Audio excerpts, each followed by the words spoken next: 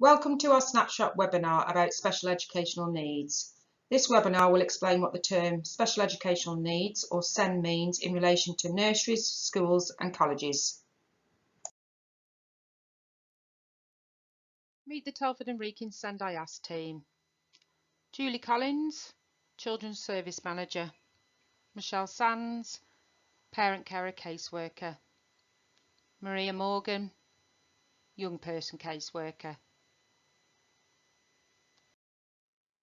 The law says that a child or young person has SEN if they have a learning difficulty or a disability which calls for special educational provision to be made for him or her.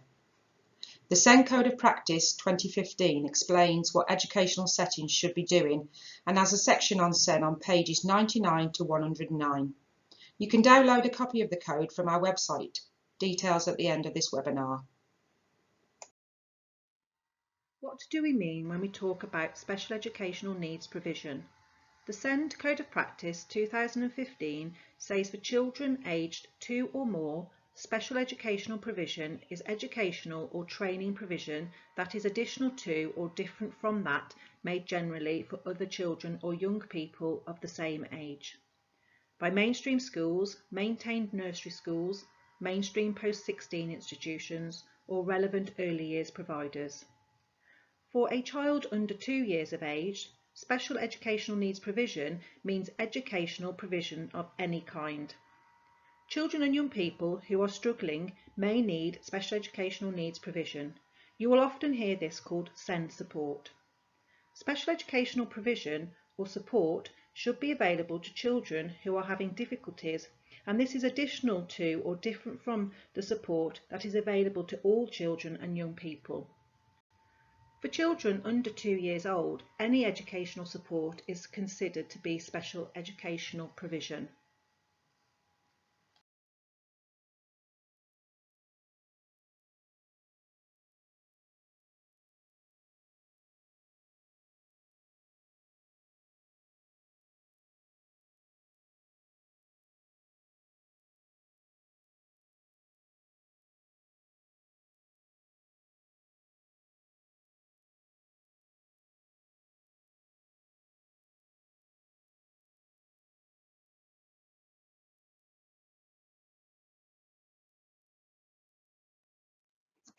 Diagnosis, disability or not. A child does not need to have a diagnosis or a disability to have special educational needs. This means that the special educational provision is based on needs and not on a diagnosis or disability. Special educational provision should be in place if the child or young person has needs that are additional to or different from their typically developing peers. A child doesn't automatically have special educational needs if their progress is slower or their attainment is lower than their peers. These children and young people need to be regularly monitored to check that the gap between them and their peers isn't getting bigger. If a child or young person's progress is the same as their peers, that doesn't mean that they don't have special educational needs. As an example, a child with autism may be able to manage their academic work really well, but having difficulties with starting and maintaining friendships with others or group work. They may need some help with friendships and working with others through some social communication support. So what should educational settings be doing?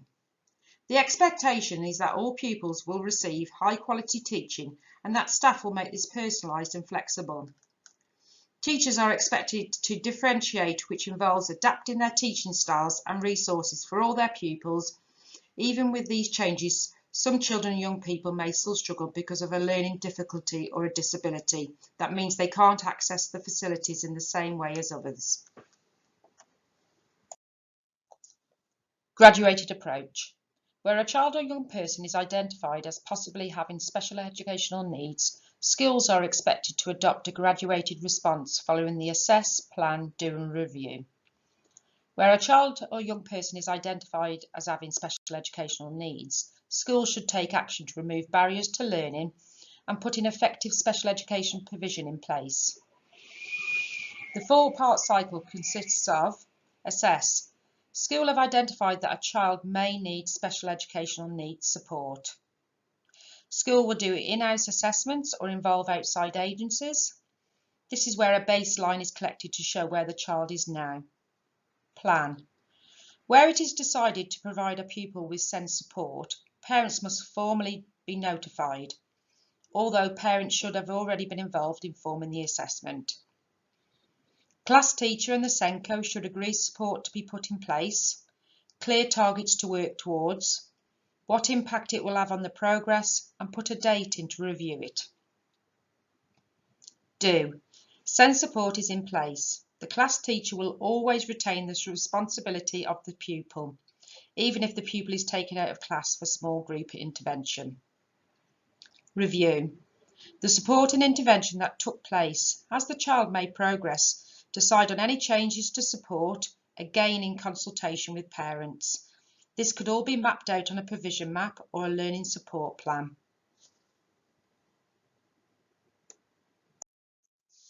There are 4 broad areas of need: communication and interaction, cognition and learning, social and emotional and mental health, sensory and/or physical. Let's have a quick look at each of these areas. Communication and interaction. This includes children with speech language and communication difficulties who may have a difficulty with just some aspects of communication or all of them, or children on the autistic spectrum who might have difficulties with their social communication, understanding others, or being understood.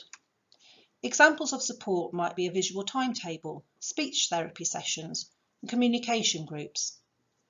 Cognition and learning.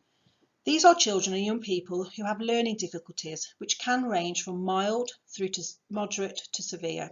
A small number of children and young people have profound and multiple learning difficulties where they will need support in all areas of their learning. Children with specific learning difficulties such as dyslexia, dyscalculia, dyspraxia fall into this area.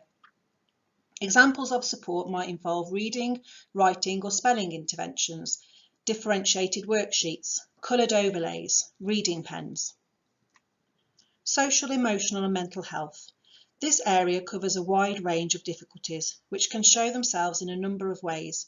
For example, somebody becoming withdrawn, self-harming, aggression, substance misuse, eating disorders, low mood and depression. ADHD difficulties fall into this category. Examples of support might be school mentors, counselling sessions, specialist programmes. Sensory and/or physical. This includes people with hearing and visual impairments.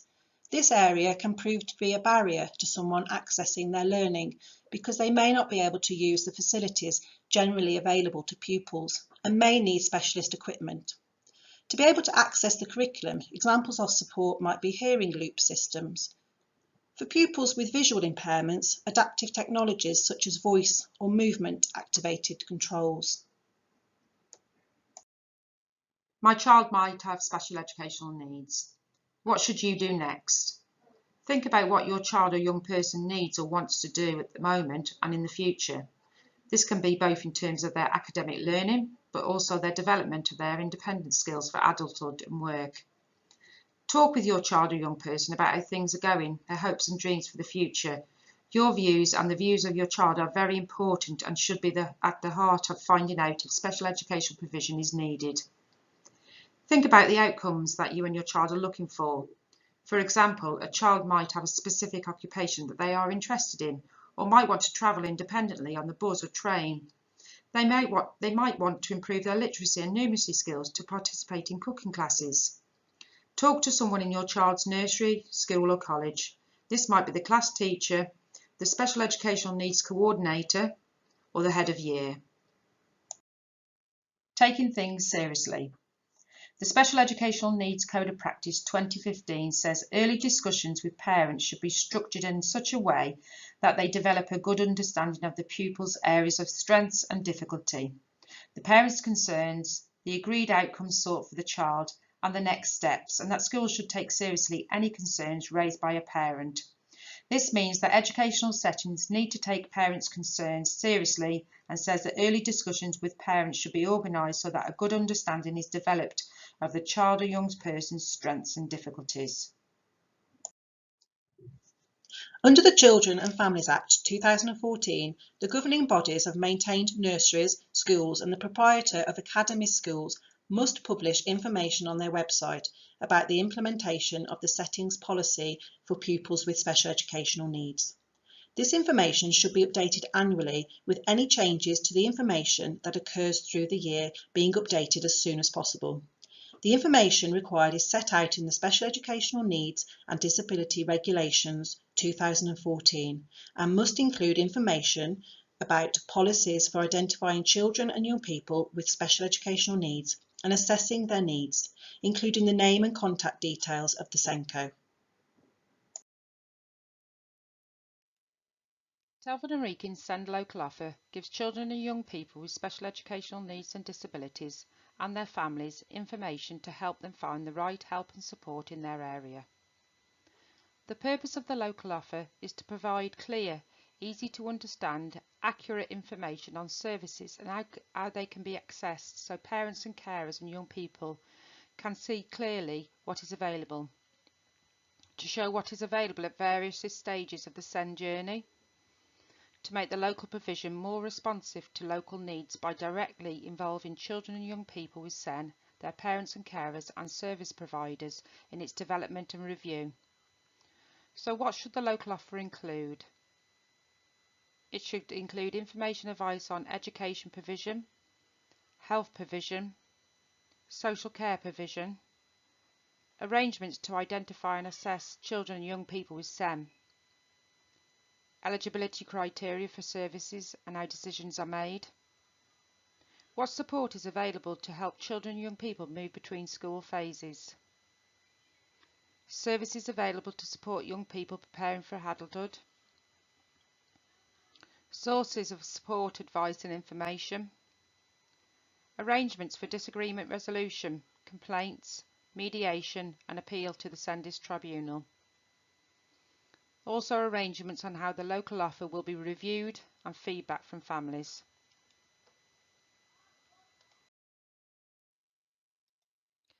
What next? We hope the information in our webinar has been helpful. For further information on a range of SEN issues, please check out the SENDIAS website at www.telfordsendias.org.uk. You could also look at our range of fact sheets, which you will find on our fact sheets and links page on our website. For further advice, please contact us on our triage line 01952 457 176 or email us at info@ias.org.uk.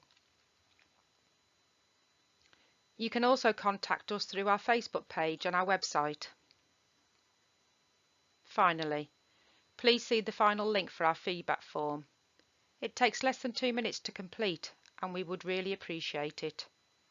Feedback is extremely valuable to our service delivery. Thank you.